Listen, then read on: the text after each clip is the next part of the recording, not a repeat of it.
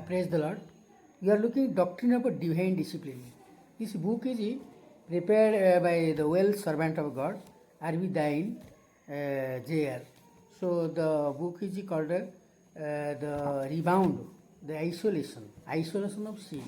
We are talking about Doctrine of Divine Discipline. Doctrine of a Divine Discipline. Divine discipline is the sum total of punitive, punitive measured by which God punishes. It means divine discipline. Divine discipline means we have to be very disciplined according to God's will. The book is prepared here. God punishes, corrects, encourages, trains, and motivates the believer to change his thinking and to bring him to the point of a rebound or a reversion recovery. Hebrew 12:5. So let us read Hebrew 12:5.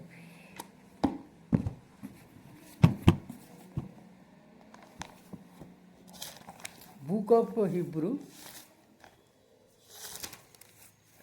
12.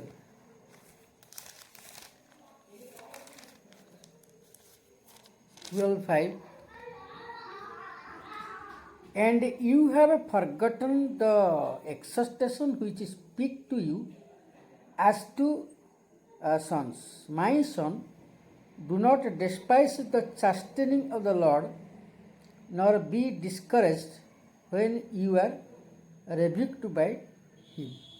When God is chastening, and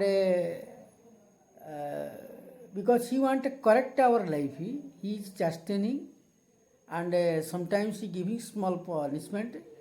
So we have to be bear it, and we have to be continue to love Him, and by faith Him we have to continue to be with Him. That's why, and you have forgotten the exhortation which speak to you as to sons. My son, do not despise the chastening of the Lord. When God is chastening, we should not be despised and nor be discouraged. We should not be discouraged because God's side is whatever His will He is doing to us. He is giving, maybe He is leading, and He is correcting our life. He is giving sometimes some punishment for our correction, and then here we are looking at divine discipline in the book. First is A. Discipline is the alternative blessing. Discipline. Divine discipline. If we are making ourselves discipline, divine discipline before the Lord, and discipline is the alternative to blessing. Discipline bringing a kind of a special blessing, and B. Discipline is from the love of God. Discipline is the from love of God.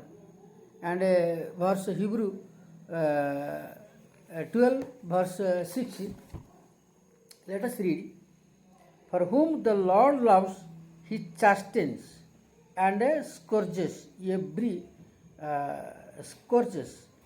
son whom He received.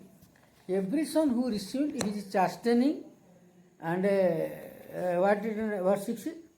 Chastening, and whom the Lord loves, whom the Lord loving, He is chastening and scourges every son whom He received.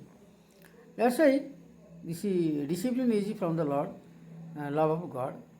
And secondly, divine discipline must be distinguished from the law of volitional, responsibility with its self-imposed, self-induced, and self-indulged from of misery.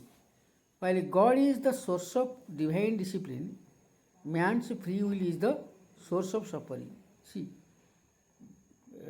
Well, God is the source of divine discipline, but man's free will is source of suffering.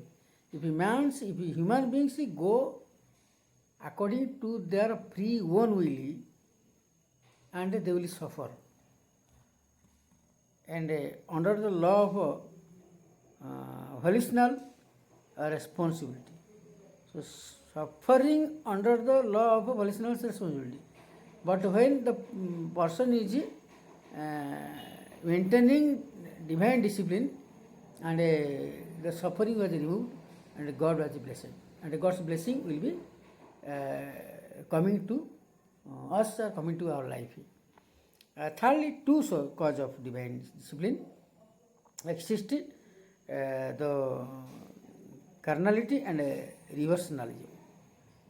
Carnality and reversionalism. A. Discipline for carnality is temporary and turned to blessing by the rebound technique. Discipline for carnality is the temporary and turned to blessing by the rebound technique. Rebound technique. Rebound technique is the again we have to our life should be again we have to change to transformation life.